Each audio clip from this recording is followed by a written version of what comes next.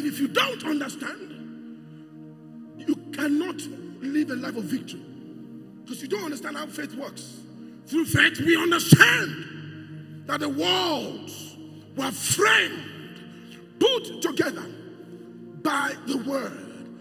Okay, so that things which are seen were not made of things which do appear.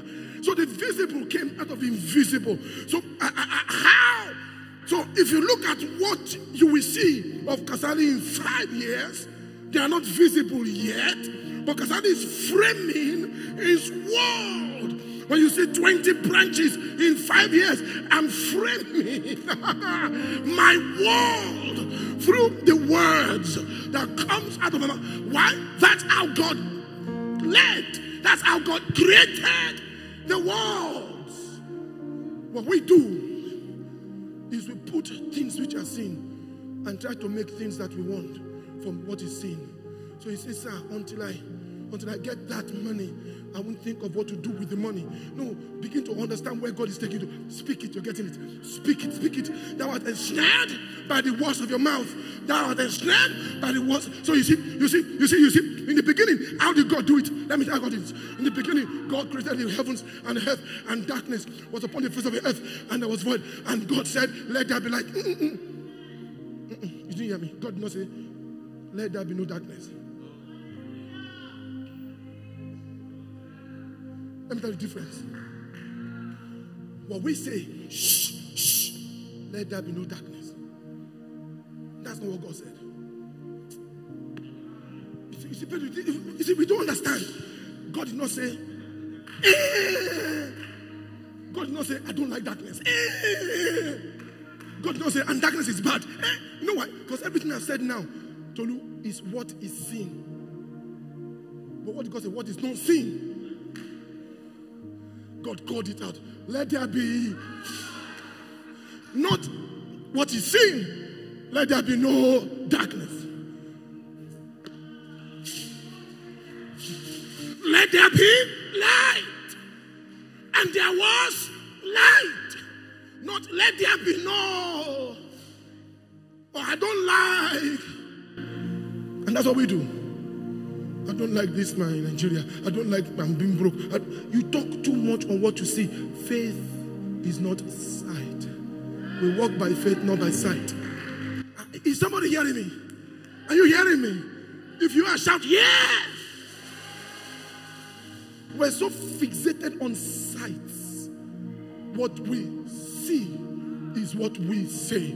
Instead of what we do not see, what we want to see, the life we want to live, you call it forth. Watch me. Because you believe in it where? In your mind, you are convinced, you let your conviction and your confession align.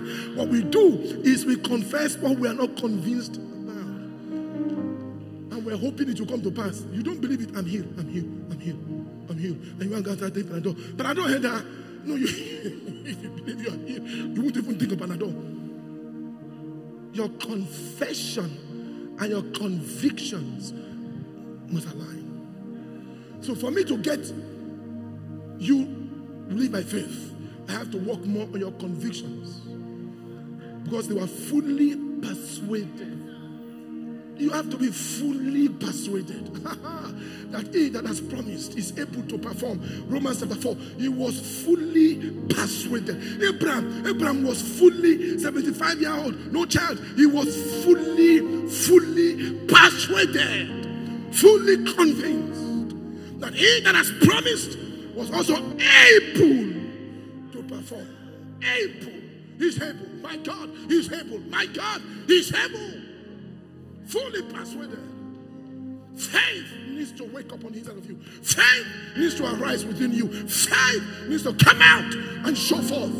Fully persuaded. Can you see? Being fully persuaded that he that has promised, he was also able. God is able to perform. Able. There is nothing. There are no impossibilities with God. Able. Everything he has said, he will do. Able to perform. Fully persuaded, not partly. Fully persuaded. That's faith. For every promise, there shall be a performance. That's faith. The creative faith of God. The creative faith of God. To hold on to His word. To hear His word. To be convinced within that this is what God has said. He will do it. Concerning my destiny. Concerning my future. Concerning my body. Concerning my health. My womb is not barren. For He that has promised is able. Is able. Is able. My husband may not believe. My wife may doubt. But I know that everything God has said is able to do. Is able. God is not man to lie, neither the Son of Man to repent. Whatever the doctors call cancer is small thing before the Lord to heal me. Whatever growth is called tumor, my God is able. I serve a God that is able. There is nothing impossible before the Lord. Shout yes. God is able. God is able. There's no demon, no COVID, no Satan, no, it's not been manufactured that can challenge God. God, Almighty. Poverty cannot challenge God. God, do you know your God at all? Nothing. Nothing. And that's how God started it all. So, through faith, Pastor Pedro, we understand George. That's where I stopped for weeks. I told you my office. For weeks, I came to the office, I was scared. I had to call my staff. I said, I don't understand the scripture anymore. I said, I'm stuck with what we understand. I said, Holy Spirit, teach me. How do I understand? He said, no, you don't, son. Through faith, we understand. If you understand, every other thing you do in life will be. You know what it means to understand that this is Pedro? The way I will relate with him. You know, understanding is the highest height of knowledge. Understanding is tumble. Listen, there's a difference between knowledge and understanding. I've told you before. Look at me, all of you. What did I do? I threw my face towel at him. You know what I did, but you may not understand what I did. The day you understand what I did, your own actions will be dependent not on the knowledge, but the understanding. Because you can misunderstand. You can what? And if you misunderstand, you will go every Sunday throwing festival everywhere. But if you understand that he was only trying to do an example, because all of you know I'm just doing for example, you will not do it tomorrow because you say, I understand. But your pastor threw it well. I watch him on TV. No. I understand what he did. Are you with me? So you will not, your understanding, Pedro, will determine your subsequent actions.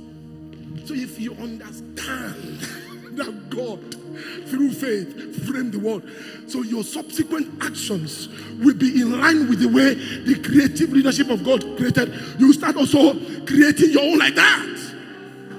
But because we know it, we don't understand it. So we don't do anything about it. You get a point? But Reverend, why do you think we should do like that? You don't know why? Can I give you the answer? In Genesis 1:26, let us make man in our image, not animals. After our likeness, let them be like us.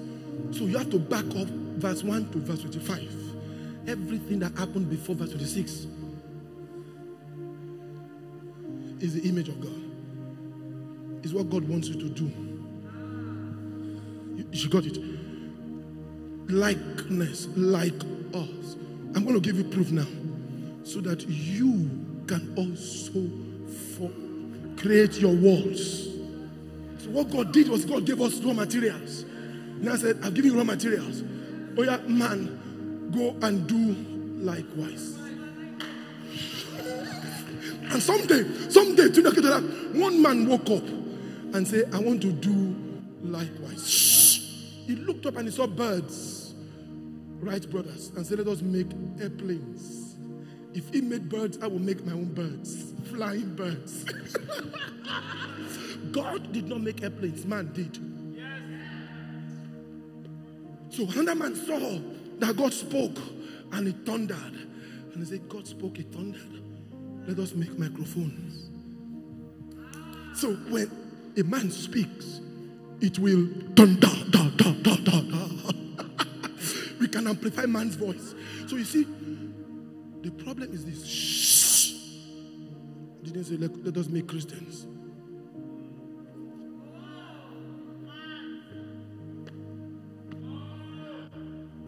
You missed it. So Jeff Bezos is doing what man was made to do. Steve Jobs is doing what man is meant to do. Wright brothers doing what man is meant to do. Jack Ma doing what man is meant to do. It's not saying let us make Christians. Let us make man. Adam was not a Christian. Oh, he was, I don't know, God give me the word. He was a mandate for mankind. Humanity. So some men may know God, may not know God. Now, they are knowing God. That's like some men that didn't know God. They now did things like guns, bazooka, bomb. They are still creating. They are creating things that can destroy men. But they created. Computer engineers created. Somebody created computer. Created. Let there be. So that the things which are seen were not made of the things that do appear. There was no computer until computer came. Oh, you don't get it. I'm confusing you more than helping you. I want to help you to understand that you, as a man, can do it. Now, a man in Christ should do much more to receive direct inspiration from God to create our worlds by the word of our mouth. Especially when that word is connected with the word of God. Oh, Jesus. Because the word of God there is Rhema.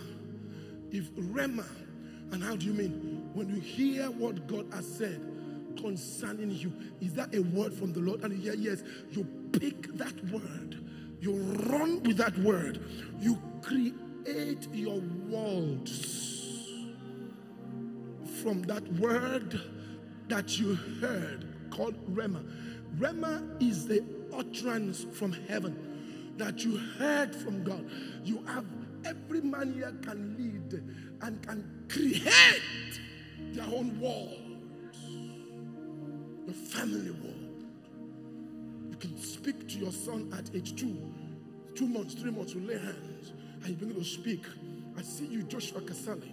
You shall be a champion for God. I speak to your life and destiny. By the time you are 18, you shall love the Lord with all. I speak into this life. For I birthed this baby. I tell you how you shall live, how you shall work. And I shall give you ways to do that. I prophesy, I decree, I speak into your future. You can create your tomorrow today. And many of you just wait. Let me tell you what I don't like. You all just live. And allow circumstances to determine your future. You allow things around you to guide your steps and tell you what you can do. You allow people to give you instructions, directives on how your world must be. And if they tell you that you're a failure, you accept it. You're a loser, you walk by it. You are good for nothing. You buy your hairs and come to church. Reverend, Pastor Pedro, my boss, I'm good for nothing. I'm good for nothing. Is that what God's word says about you? Is that God's word concerning you? Why mold your life by human opinions about you? Why let those human opinions influence you so much that you are convinced, wrong conviction? Because everything we do is based on your conviction. There's nothing I can do about it. There's nothing I can do about it.